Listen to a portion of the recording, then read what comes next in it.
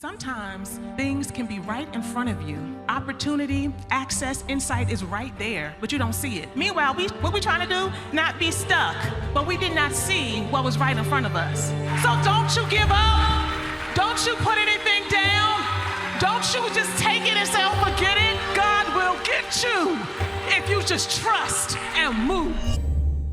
We are so happy to be up in here. Are y'all happy to be in here yet another day? Because it's good up in here. Is it good?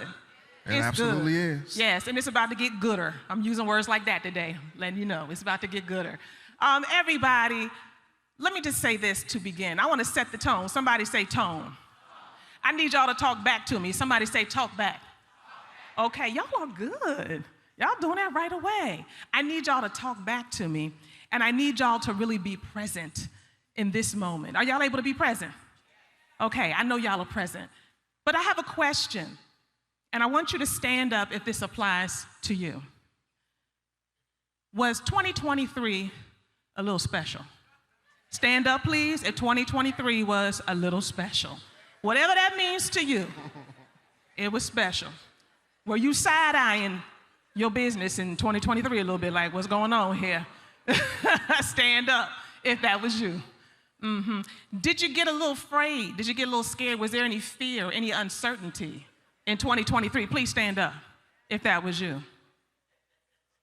And did you have the courage to move forward anyway? Give yourselves a round of applause in 2023. Yeah. You move forward anyway, and you're here. Somebody say, we here. We here. Yes, yes, yes. So you all, today we're going to be sharing our story. Can we share our story with you all? Okay, we're going to share our story with you, and we're talking about courage because, you know, to be an entrepreneur, to be a business owner means you got to have a little gangster in you, and you got to have courage. And so we're going to talk about that today. But we always like to start by defining what we're talking about. Y'all with me? All right, so courage is really about being willing to acknowledge the difficulty. It's really about being able to look at the funkiness in the face and to navigate through that anyway. Somebody say anyway. That's really all it is. And so we have to develop that discipline. We have to cultivate that in ourselves. We have to practice it because when we do that, we rise. And that's what we're going to talk about today. We're going to share with you how we've been pressed to be courageous, meaning we ain't had no choice, but really you always got a choice, and how we've had to move forward in our business. And we hope that you'll take something from that today. Yeah, so just a little bit about who we are. So this right here is my lovely, incredible, beautiful, just gorgeous wife, Aiyana. And who I be? You're not going to say who I am? Oh, my bad. That was my cue. And this right here is my dapper, debonair protector, my confidant, my baby daddy, my husband, my business partner, Ayize. Thank you, baby. Yes. So as Brandy already mentioned, we've been together for 28 years and married for 21.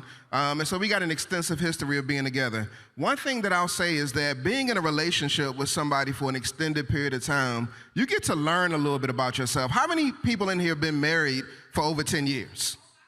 Okay. All right, give it up. Yes. What about over 20 years? Okay. So y'all can attest to the fact that when it comes to being married for an extended period of time, you're going to have the ups, the downs, the arounds, and all of that stuff. And so my wife and I, we have the fortunate experience of being able to be married, but not just married. I love this woman right here. She's been an extreme blessing to me. And so I'm truly honored to even be on the stage with her giving this talk because, again, like I wouldn't be where I am if it wasn't for her. And so we're both trained therapists and we do this work. We're not just out here because we got the clinical experience like every single day in our relationship, but also in our life with our children because we got 5 children, y'all. 5 children. We're putting and applying the principles that we've gained over the course of these years. And so we focus on the funky stuff in relationships. We do.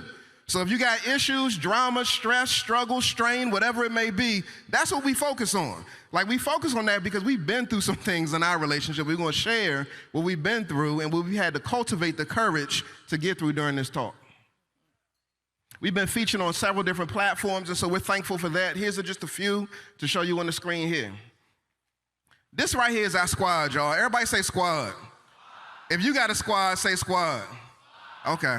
This right here, these are our 5 children along with us and our family, of course, ranging from ages 7 to 22. And then we got, and actually, let me shout my daughter out. Our daughter is in the back here from Atlanta University. Baby, stand up. Yes. Stand up for me so I could. Where's she at? Hi. I don't even see her. There she goes. There she go. Hey, babe. So yeah, so we're blessed to be able to have 5 children and to walk this walk and be an example for them. One of the things that I know for a fact is that you got to make sure that you're putting your best foot forward and moving in your relationship in a way in which exemplifies what it means to be in right position, right space, right love, so that they can actually model that when they grow up. And when they can exemplify that, it empowers them because they've been instilled with the principles to cultivate relationships themselves. And so again, this is our family, and we're thankful that we have the opportunity to raise them. So we're going to go into our story a little bit, y'all. Can we share a little bit about our story? All right, so we said 28 years, ups and downs, high school sweethearts. My wife, she went to school out here at Atlanta University. Boop, boop. Find a way to make one. I stayed local in the DMV area. I went to Bowie State University. BSU? Okay, Oh. represent. Okay. And so doing the long distance love thing posed its own unique challenges. I played basketball. I was doing my thing. My wife, she was the fly girl. She was doing her thing. And we had some issues and some challenges early on. After we graduated, came baby number 1, then baby number 2, then baby number 3, then baby number 4. And 7 years after baby number 4 came baby number 5. Actually, not 7, 10 years. 10 years after baby number 4 came baby number 5. And so I'm lifting this up because, as you can imagine, early on in our relationship, we had a number of struggles, having kids very early, going through the ups and downs. It was rough, y'all. It was rough. And I shouldered some of the responsibility, actually a large part of the responsibility when it was early on, because a lot of it was revolving around finances, money, the challenges of having young children, trying to raise a family, trying to be a provider, trying to make sure I'm out here getting my entrepreneur hustle on, my wife joning on me and talking about the things that I'm doing, not really criticizing, but just like, yo, I need a consistent paycheck. Yeah, let me just do a timeout real quick. Let me just say, I was encouraging. One of the things that attracted me to my husband the most was he wanted to be, we got together in high school. He was like, yeah, I'm gonna have my own business. I'm gonna be an entrepreneur. I'm like, yeah, I don't wanna always be working for nobody. So I love that. But then once you had, come on, with 1 kid, 1, say 1, 2, 3, 4, you're like, okay, you can't sell them Kirby vacuums tomorrow. You're gonna have to go out and look for a job. You know, no more Herbalife right now. I need you to go and get a job and do that afterward. You know what I'm saying? Did anybody know what I'm talking about? Okay, so that is just a little clarity for that part of the story. So I can recall, right? I mean, and this right here is about speaking and pushing through in the face of challenges. Having the courage to really confront the issues in your relationship, but also in your life. I recall very vividly. Can I be transparent, y'all? Can y'all say safe space for me? I can recall very vividly my wife and I having a conversation for the umpteenth time about this whole job piece and the consistency in income. And it got so frustrating and overwhelming that I was driving her to work. Now, I'm talking to the fellas right now. So again, we having baby after baby after baby after baby. This is before I got my master's degree. And so my wife's ability to earn a certain level of income was higher because she had already graduated from Howard and got her master's. And so she was on a different level. She was on a different playing field than I was. And so I'm driving my wife to work, already feeling some sort of way about driving her to work. Can any of the fellas relate? Y'all might not want to raise your hand, but I know I'm not the only one. You're driving your wife to work. You're holding down the responsibility when it comes to managing the household, but at the same time, too, like you're driving your wife to work. And so on one day, I'm driving my wife to work. She's frustrated because we're having challenges in reference to paying certain bills, et cetera, et cetera. We're in the car, and I remember this very vividly, y'all. I'm driving her to work. She's upset with me. We're having a conversation about income, and her voice starts to elevate. She starts turning red. And she was actually, I don't know if she was eating the waffles or I was eating the waffles, but she threw some waffles at me while I was driving. He ain't gonna never forget that. I will never forget that. She threw some waffles at me while I was driving. Y'all said we could be real. Like, we got a real relationship. And so she was upset and frustrated. I'm like, why are you like throwing waffles at me? And then what I said to her was that, if it's this bad, why are you still here? Why do you want to be with me? And what was your response, babe? Oh, I ain't going nowhere. I ain't going nowhere. I am much better now. I don't throw waffles, and I wasn't throwing a bunch of things back in the day, but I definitely could pop off a little bit. But one of the things I said is I'm not going anywhere. And as we continued on, what it looked like in the beginning was a lot of that. It was the 9-to-5 world. It was going in every single day. It was coming home, working part-time, coaching people, feeling stuck, sitting in meetings with people that I was like, I don't even like you, and I don't even like the work we're doing. Why am I here? You know, I was just going through a rough time. We were struggling, and we had no direction on how to make our dream a reality. Had no direction, didn't have any sense. And here's the thing. Let me just pop this to you real quick. Lamar and Ronnie and I go way back. Somebody say way back. We go way back. We met them many, many years ago. And as they were traveling their path, and they decided, you know, we're gonna shift and we're gonna start to incorporate entrepreneurship in the Black community in addition to what we do in relationship work and that kind of thing. We was like, oh, okay. And we just kept on moving. Sometimes things can be right in front of you. Opportunity, access, insight is right there, but you don't see it. They continue to grow and move, and we see them, they come back in town, they move to Atlanta, they come back, we hook up and be like, how's that going? Meanwhile, what we trying to do? Not be stuck, but we did not see what was right in front of us.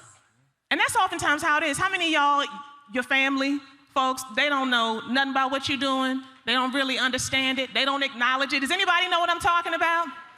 The people who are right next to you. But we have to have better discernment. Somebody say discernment. And in 2024, I'm gonna discern better what's right next to me, what's available to me. So finally, we stopped bumping our heads up against the wall. Yeah, we stopped bumping our heads, but even in not bumping our heads, what we realized is that there's a process to growth. Yes. And so in this journey, again, working the 9-to-5s, we made a little bit of money with our business. It wasn't a lot, but it was enough for us to feel relatively good, but we also knew that we needed more. And so we were working our business part-time and made a whopping $14,309.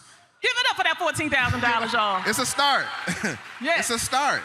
And so that right there, in many respects, was the indicator that we had something. And when my wife says that Ronnie and Lamar and I, we go way back, we do, y'all. So some of y'all may have seen the first documentary that we were in, You Saved Us, that was produced by Lamar and Ronnie. Anybody seen You Saved Us? Or You Saved Me? You saved me. You Saved Me? Okay, I see some hands going up. And then there was another documentary called Men Ain't Boys that I was in as well. And so again, we were working with them, collaborating with them. And so we were in the space, but as my wife said, they were just moving differently. And one of the things that we said was that, yo, we gotta make sure that we're in this space. So we came to an event like this, and I remember going out with some of the mastermind members after the event, and when we went out with some of the mastermind members, I was just loving the camaraderie, the energy, and Lamar was like, y'all need to come on up in this space. Like, and he would emphasize over and over again, when it comes to doing this relationship work, he was like, I'm always referring people to y'all. Like, y'all know, y'all do this. But y'all need to do it at a different level. And so we needed the structure, we needed the order, the organization, the support in order to do it on a different level. And so we joined TSP. Yes, sir. So we joined TSP, we came on in, and you know, we were soon challenged with some instant uncertainty. So we are from the DMV. Anybody know about PG County in the house? Woo, woo. Yes, mumbo sauce, a little something, right? But we had to move to California in an instant. Where's Cali at? All right now. I told Lamar, I commented on one of the Facebook posts that he was talking about, bring your umbrellas. I'm like, we don't do rain in California. Why do I need that? So let me focus you for a moment. There was a period of instant uncertainty, and I'll never forget this period of time in our lives where we had to make a decision in a matter of 2 months to lose our full-time jobs, we'll give them up, walk away, to move from one coast to another coast, to take our entire family, to take all the stuff in their house and put it in the driveway and sell it. Like, you can take that for $10, $5, you know, like, I'm like, I can't believe I paid on that for 6 months and I gotta just sell it for $10. You know what I'm saying?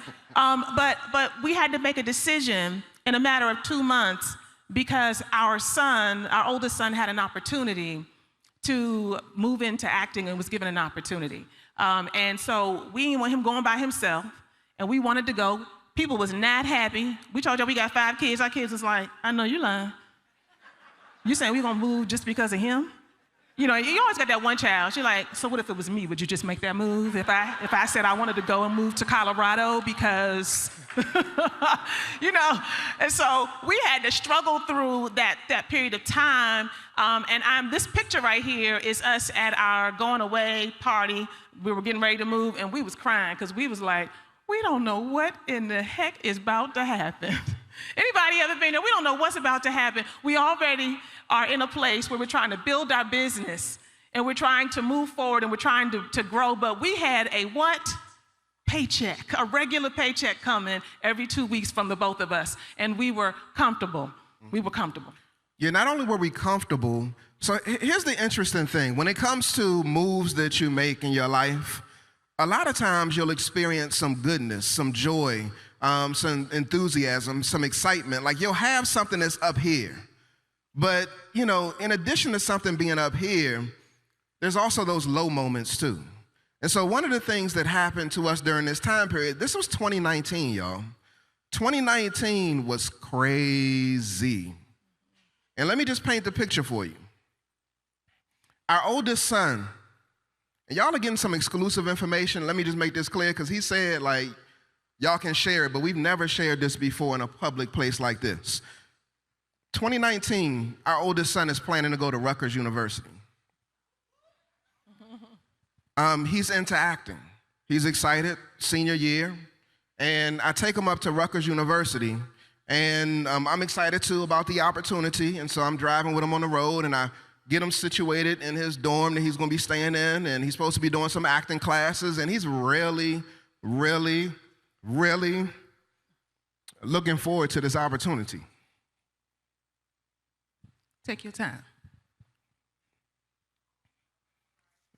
And so we get to Rutgers. And so I'm like, all right, I got some space. You know, I got a little bit of time to myself. So what I'm going to do is I'm going to get out here on campus and I'm going to run.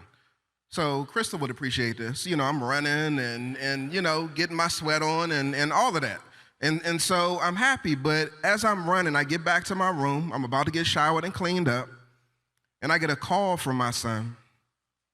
And what he says to me, he says, Baba, and Baba means father in Swahili. He says, Baba, can you come get me? I'm in pain. My legs are hurting and I can't move. So one thing that many of you all don't know is that our oldest son, he has sickle cell anemia. And he was experiencing a severe pain crisis in that moment. And so I rush over to the part of campus where he is, and I go to meet him, and I'm talking to the staff, and he just couldn't move. He couldn't walk. 17 years old, 18 years old, couldn't walk. And he said, I can't continue in this program. This is his dream, y'all. He wants to act. This is his dream. I want to go to school. I want to study the craft. I'm an actor. But he couldn't complete it. And so I'll never forget, like, the process of me picking him up and carrying our 17-year-old son 50 yards to put him in the car to bring him back to D.C. It, like, totally broke him down. He's in pain. We're driving back in the middle of a snowstorm. This opportunity we're feeling is like almost missed. But many of y'all can attest to the fact that sometimes a setback is a setup for a comeback. Come on now. A setback is a setup for a comeback. Because probably about 2 months after that, our son was walking across the red carpets because he was nominated for an Emmy for the miniseries When They See Us. Has anybody seen When They See Us? When They See Us was about the Central Park 5. And he was not, our son was the one who was hit upside the head with the police or the baseball bat or whatever it was, and he had the big black eye. But if you didn't see it, go check it out, produced by Ava DuVernay. And so he was in that, and so, you know, again, he had his opportunity, and he's doing all of this in the midst of experiencing pain, in the midst of dealing with sickle cell, in the midst of being in school, out of school, he's getting shout outs and recognition. And so we're truly appreciative, but it's rough, y'all. It truly is rough. And so that move to Cali, I'm lifting this up because there's excitement, because after When They See Us, he was also cast to be on This Is Us. And so he was a cast member at that, and he had his opportunity there as well. And so we're thankful. So that was a blessing. But even with that being a blessing, I did not want to go. I didn't. I was comfortable. And so when we talk about moving in the face of uncertainty, Marcel was at the dinner table with us when we were talking about, like, you know, me not wanting to go, Lamar, Ronnie, Arsha, Charles, we were all sitting there and they were trying to convince me, you need to make this move, make this happen. Like, this is an opportunity for the family, but because I was so used to being in the same old place, doing the same old thing, I was like trying to figure out ways in which I didn't have to go or we didn't have to make that move. I made suggestions like, y'all can go. And I'll keep the rest of the family here with us, with me. Said, I know you lying. And that's the truth, y'all. That's the honest to God truth. I was trying to figure out, because my family is in the DMV area, and of course my primary family, my wife, she was clear, we're going. And I was like, all right, let's go.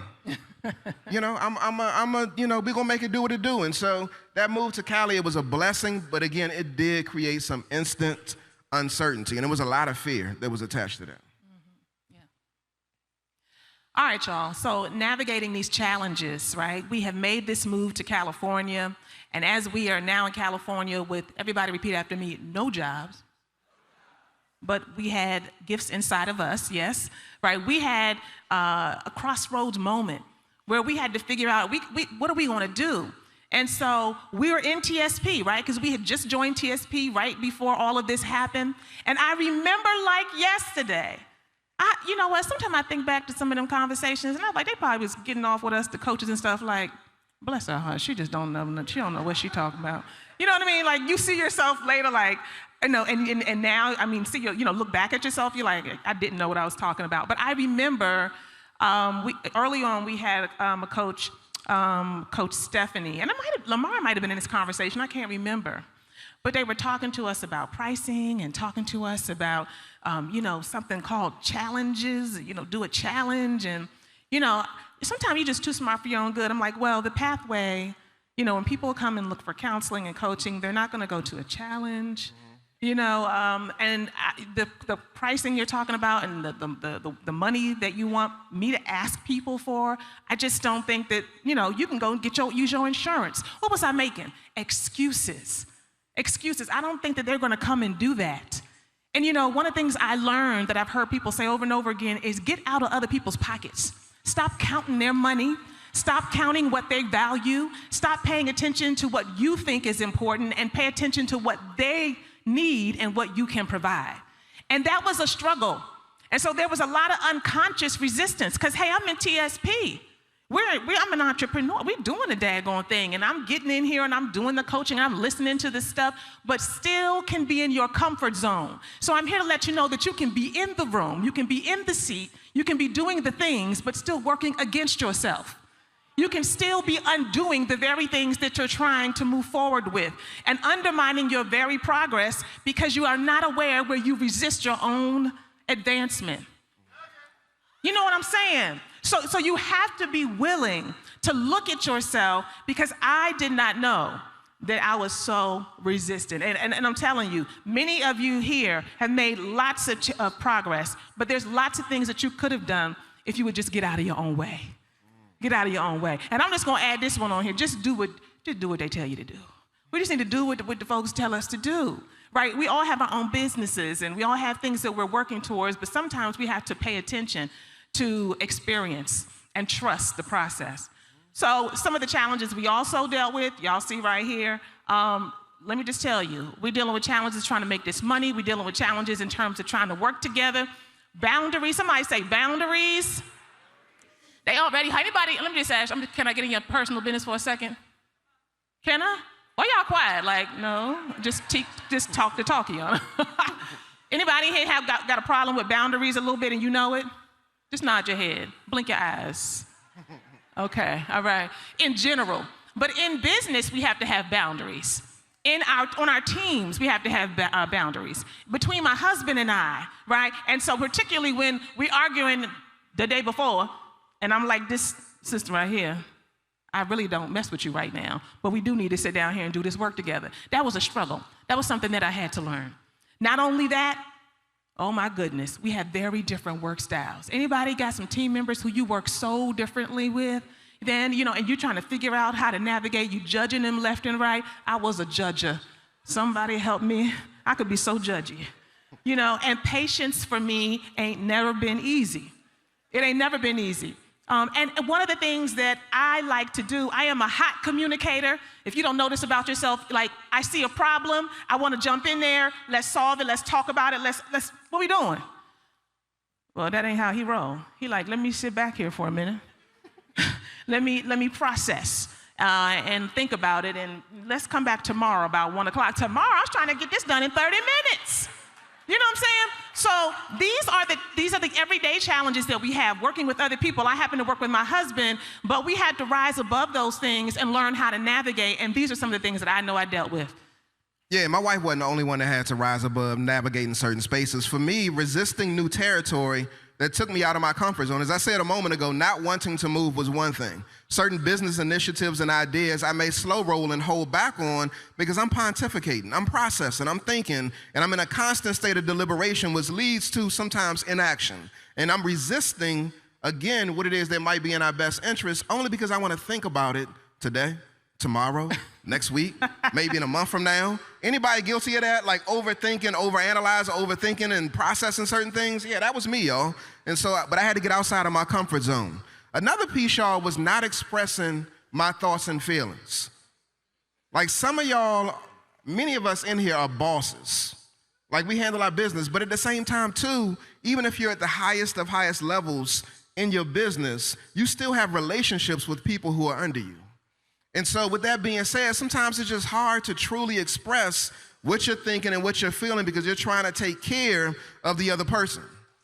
And in many respects, what you're doing is you're being codependent because you don't want them to feel some sort of way about you. You don't want them to leave whatever it is, position that they have. Again, you're thinking about how they might be feeling and how they might be processing, which does you a disservice. This right here is real, y'all. Again, me not expressing my thoughts and feelings for our business to my wife, it led to a lot of tension.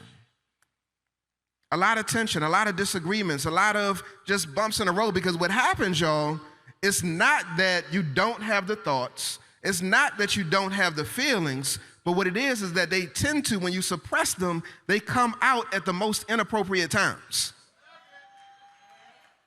And so, again, I'm waiting until the 11th hour to say something. And my wife is like, well, how long ago did you know this? Like, why couldn't you have said this when we first started the process? You're waiting until it's time to make a move, until it's time to come out here on stage to make a decision about something. Now is not the time, bro. And so I had to grapple with that and really, again, learn to grow in that space right there because I'm not trying to hurt her feelings, and I am trying to process for as long as I possibly can. And that right there ties into being indecisive. We need to be quick thinkers when it comes to doing business, y'all. Quick thinkers, quick executors, we need to move fast. But we also need to be deliberate in our thought process so that, again, we're not making poor moves, but being indecisive for me was really about me. I was hiding it behind me processing. That whole process and procrastination piece, like it sounds good. I'm thinking about it.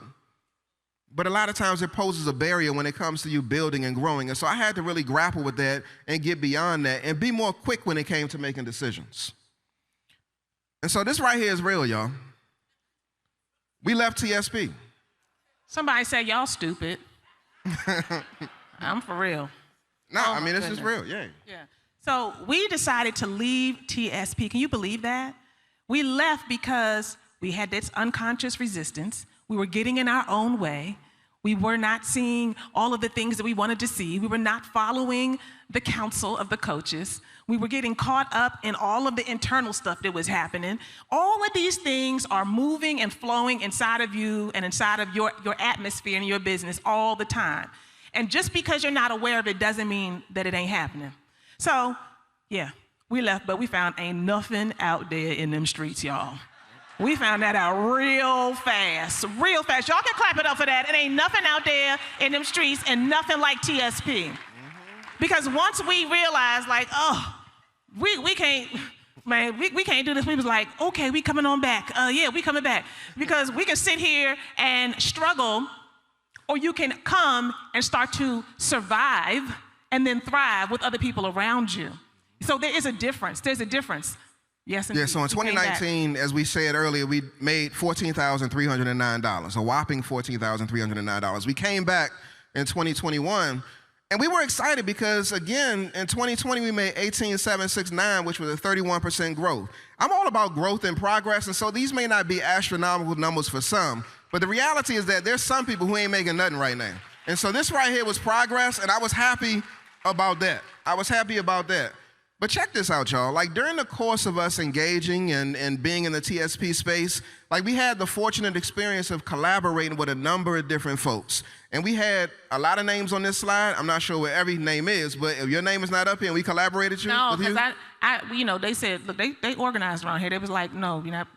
The slide has been submitted. But I know it's a couple of people's names not on here, and I got to shout them out. I got to definitely shout out Angela Hawkins with Band Blue. We definitely work with her. And Nikki Clue of Nikki Clue Design Group. Y'all give it up for them. All the people on this slide. Crystal Taylor, Quandale and Anisha, Dacia, I see you, Sherelle, Leanne Dolce. I mean, we had so many opportunities, whether it was through the challenges that we finally began doing, that we're going to talk about, and in other ways to work with different people, Coach Cass. And so we have just done so much more being in the room and getting out of being by ourselves. So we finally stopped resisting, y'all. Clap it up. We finally stopped resisting for. It was like, all right, we're going to get online and go on the computer and see if 7 people show up. That's what you be thinking sometimes. Who gonna come and listen to me? And we really started to focus on doing online challenges. All right? Yes, we did. And so online challenges changed the game. We met with Ariel, and she was definitely a blessing, y'all. She helped us get our lives right when it comes to challenges. And some of the things that we were able to focus on was just knowing our audience. We noticed that what worked best for us was to do a 5-day challenge over top of a 3-day challenge. We also, realized that we got to make sure we're selling people even after they show up, after they sign up. Engagement. We had to test our content. We had to practice over and over again, measure, adjust, and improve. And so when we first started out doing challenges, it was uncomfortable. Again, we were resistant at first because we didn't necessarily understand the science behind it, but after we met with Ariel, spoke with Lamar, and did it, we were like, oh, this is what a challenge is? Oh, this is what it can do? So let me say this. If you don't get in the process, if you don't start working through it, you'll never figure out what's really going to work for you. We've done webinars, and we've done summits, and we have done consultations with people. We're doing all of these things, and like, dang, we done launched things, and 2 people came and trying to figure out, how do I cancel this so I ain't got to do this? There's only 2 people. How do I figure out how to get out of this, right? Like, we did all the things, and if you don't stick with something and really get into it, you'll never be able to see what works. And so even in our challenge space, we had to learn that while we were talking to people who were in relationships and committed relationships and in marriage in terms of our industry, we thought we were talking to the couple, y'all. We thought we were talking to the couple. I was talking to the woman, he was talking to the man, sometimes we talk. But who y'all think we really are talking to? Say it again. We were just talking to the woman. That's all we were talking to.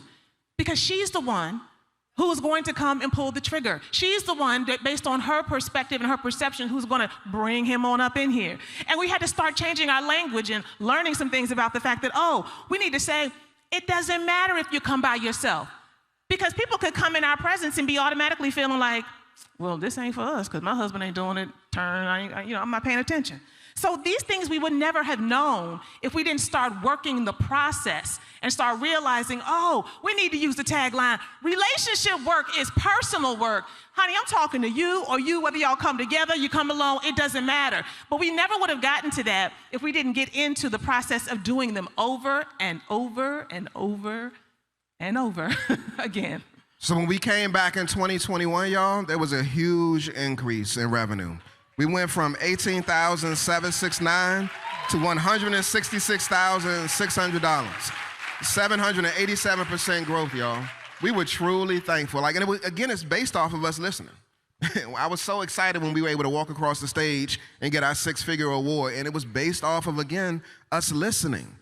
Too many of us are like just bumping our heads up against the wall and not paying attention to what's around us, the support and the help that we have. We just gotta listen, y'all. We just gotta listen. I remember it was in 2021. Now, we said that challenges are the great thing that has worked extremely well for our business. But there was one particular challenge that did not work well. We invested like $26,000 toward this challenge, and it did not go well. But that's because they were going good, right? They were going good, yeah, they were going good. We invested $26,000 toward it, and it straight flopped. I mean, it flopped bad, y'all. And I can recall coming here to the mastermind. It was the mastermind weekend, or the mastermind retreat here, and we had what was it? We had the hot seats. And so I went into one of the rooms, and my thing was that I heard Lamar say from the stage, like, ask whatever question that you want to ask. Be clear. Don't make it too long-winded. Ask for what it is that you want. And so, again, we're coming off of doing this challenge, losing $26,000, and I'm just saying to myself, like, I'm going to go into this room and ask, I need to get $26,000 by Sunday. This was a Friday, y'all. I need to get $26,000 by Sunday. And so I go in the room, ask the question, sitting around the table, and I'm hearing different ideas and insights, and the magical moment that I had with Coach John is that he just sat back after I finished talking, folded his hands like this, put his head up in the sky, and he said, how about you do this? How about you offer what it is that you offer in terms of your program, all of the different deliverables that you have, do a lifetime membership offer for everything that you have. And at that particular point in time, I had never heard of that, y'all. It was just totally outside of my radar, because what I'm thinking about is monthly recurring revenue, which is a great thing. But when Coach John told me that, it's like a light bulb went off in my head. And you know how when you hear something, especially something that's new, you feel it in your bones, and you know, like, instantaneously you gotta move on it because it just convicts you and compels you to take action. And so that's what I felt in that moment when I heard Coach John say, make a lifetime offer. And I was like, what? He was like, yeah, make a lifetime offer. He gave me the price point. And so what I did was I called my wife as soon as we were done with the hot seats, and she was like, for real? And I was like, yes. And so she was excited. She was like, let's run with it. And as a result of us making a decision to move with that, we were able to, in the course of that weekend, get $30,000 back just by making that lifetime offer, y'all. Yeah. And that's because we were in the room. And so some of y'all in here right now may be on the fence or uncertain about what the next move is and how you should, take the next step. And all I'm gonna say is that you most definitely wanna make sure you're in the room. It's being in the room and moving that actually encourages you and convicts you to take the next step, to connect with people, to build relationships, to network, to grow your business the way that you need to. Just get in the room and stay in the room, y'all. Yeah. We were getting our practice in moving forward and just moving. Too much time is lost with us being in our feelings, feeling bad about what didn't work, what didn't go well, and we do not analyze, right, and then optimize, right? So we don't do that, and so we really got serious. And so we recognized that, okay, we got a good program, we're doing these challenges, they're gaining traction, but people can't move on anything that they're not aware of. So we started focusing on getting attention. And so that is one of the things that my husband was like, do a reel? Oh, hell, I'm not dancing on no TikTok, no Instagram. I'm not doing none of that stuff. And I was like, I've learned about these reels and these things that we can do. And so we were able, we literally were we were Facebook people. We the old people on Facebook. We was the old people on Facebook. Y'all clap for the old people on Facebook. So we were doing that. And so we had an Instagram account, but we really were doing something every now and then. I didn't even know how to do nothing on Instagram, okay? I didn't even know nothing about it. But I started to pay attention to TikTok and to Instagram and those things. And really, we started to, another moment where we were here in TSP, and we heard Monray talking about putting the strategy behind your social media. And one of the things that stood out to me, not just from her, but from many people, is stop being so emotionally attached to what you put out in the atmosphere. Just put it out, test it, see what the response is, and keep it moving. Somebody say moving, please. Keep it moving. So I said, you know what, we're about to crank this up, and we're going to put stuff out, and we're just going to start analyzing. I'm going to start looking every day at the numbers and seeing what they're looking like, and is it actually converting into consultations and into people signing up for the program. And so as we did that, our following continued to grow. We've been able to have great opportunities from that, and we've been able to make more money. Somebody say, that's all right. That's all right. But I really want you all to understand that we have to be unemotional about it. And not be in your feelings, okay? Yeah, so we created this membership. We started with 11 members. Now we have over 200 plus members in our membership. Y'all shout us out for that. We created a lifeline for people who are struggling in their relationships. We also provide tangible steps and emotional support, a community that minimizes isolation. We got a 90% success rate, y'all, when it comes to helping couples improve the quality of their relationship. That's dynamic. That really is.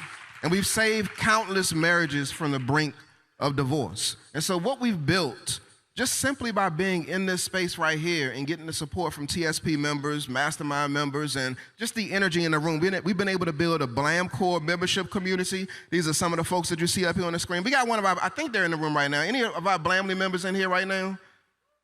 Woo, okay. There you go over there. They are right. Yes, yes. And so we have our community. Not only do we have that, but we're also doing intensives and retreats and all of that good stuff. And we also created the Relationship Coach and Educator Mentorship, where we help other people who are interested in being coaches do that. And we most recently, you want to say something about this? We launched our new podcast called Relationship Cheat Code. Yes, please follow Relationship Cheat Code. We are brand spanking new, and we're excited about that. We've had a lot of different milestones as we've talked about a lot of these already, but there are some steps that you can begin taking today. Now, I'm not going to go through this whole method because I need to tell y'all a story, and our time is ticking. But there are two things I want you to pay attention to. So this is a great framework for being able to succeed in your business and to keep yourself moving forward and your mindset together. You can only go as high as your mind will let you go. You can only go as high as your mind will let you go. But there are two things that have been critical for me, been critical for my husband. We practice these every single day in our business. And they are the two E's in this succeed method. The first one is that you have to embrace every single win. Every single win. Somebody came up earlier and said, I came up to the mic. Coach, you know, y'all see me, I'm at the mic. I'm winning. You know, I was able to make that call today. I reached out to this person. Somebody else reached out to me. I didn't stay stuck and, you know, I executed on this next thing that I got some information about. You have to embrace the small wins. If you don't do that as a practice, you will never cultivate the courage to keep moving because you are what you practice. So we either practice the negative mindsets, we practice the negative behaviors, we practice the self-talk coming to beat us down, or we practice the goodness and looking at our development. I always say that entrepreneurship is one of the greatest personal development journeys you can ever go down. One of the greatest. And if you don't see it that way and you're just trying to get to the spot, as soon as you get to the spot, y'all know, you're like, oh, okay, now what? It's bigger than that. It's bigger than that. And the next piece is to elevate your emotional intelligence. You know what IQ is, right? Y'all know what IQ is? You know, they say, ooh, you know, they say Kanye got a high IQ, or, you know, certain people got high IQs that you'd be like, oh, okay. But IQ is one thing. EQ is emotional intelligence. And do you all know that the most successful business owners, entrepreneurs, people who are making major moves, all are very emotionally intelligent. They know how to join with other people. They know how to build relationships. They know how to fall back, how to make sure that they are, you know, joining in and not overshadowing. They know how to be using their discernment. All of those things are things that smart entrepreneurs really take to another level to build out their plan and their vision. So focusing on your emotional intelligence, we do that with ourselves. My husband will call me out in a minute like, do you know that ain't right? I'll call him out in a minute, right? Whether we're dealing with one another or we're looking at how we're facing certain things in our business with other people or other systems or processes. So if you focus on your wins and building yourself up and your mindset up, and you focus on increasing your emotional intelligence, you already want to be further ahead than most of the folks in the room. Yeah, so please remember moving forward requires self-awareness and discipline. You can also not change. You can't change what you will not acknowledge. A lot of us are burying our heads in the sand. We got to make sure we're looking at the issues as they are in front of us, and stop ignoring them, y'all. You're not alone in your struggle or in your triumph. We got folks in the room that are struggling just like you, that are celebrating in a good space just like you too. So again, you're not alone in either one. You got to make sure that you're being vocal about those experiences so that people know where you are and you can find your people, your folks, your tribe. In addition to that, be courageous to ask for help. You got to be willing to expose yourself and be vulnerable. And the answer to what you need is in the room.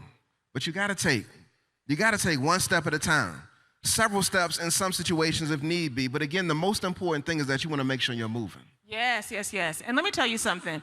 Once you start to get a little taste, somebody say a little taste. A little taste of success. Somebody validates and says, oh, somebody, I think it was Mia, said in the bathroom, we saw each other. She's like, I watched the podcast. I said, you watched the podcast? You know, I was so like, that. Thank you. Right? Somebody gives you some validation that what you do matters. I'm paying attention. Once you get a little validation and somebody says, yes, where do I send my payment? Once we got a little validation and we hit the 100,000 and we went into 200,000, and I was like, oh, so there's a system for this. We can keep moving and we can keep growing. Then you recognize that it's not about all of the things that can distract us. It's really about moving forward no matter what, regardless of what the circumstances look like. You gotta keep moving. And so I wanna share with you all, before we close, I wanna share with you all something that is a very personal story from our family that I'm just gonna share. So we told you all about our oldest son, and we told you that he has sickle cell disease. But we told you he had sickle cell disease.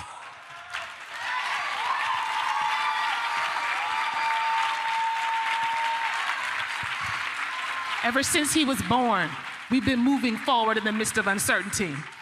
We've been trying and moving and pushing to have his cure. I saw people out here getting cured. I said, oh, I know he's gonna be cured. I don't know how. I read in Essence magazine that was curing people.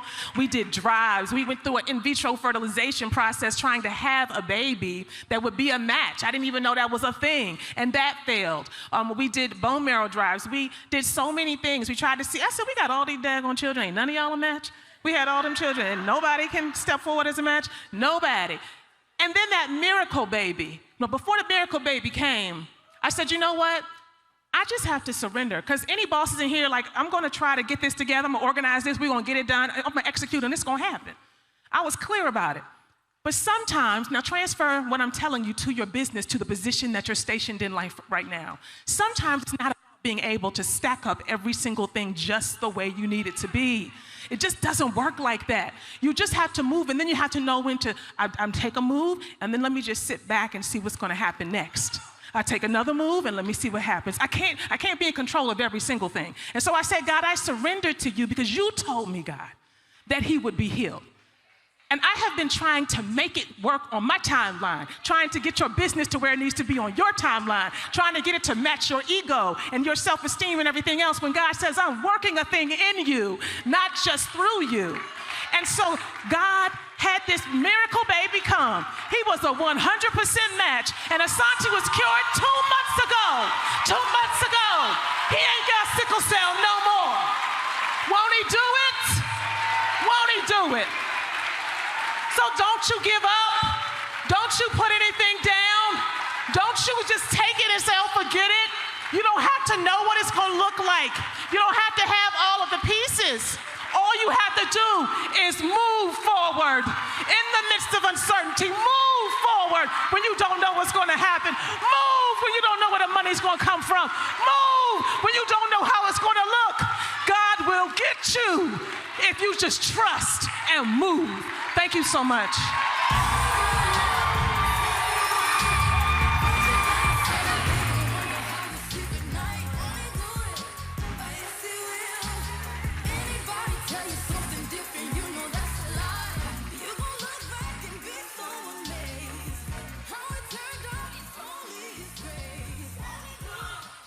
Y'all got me hollering.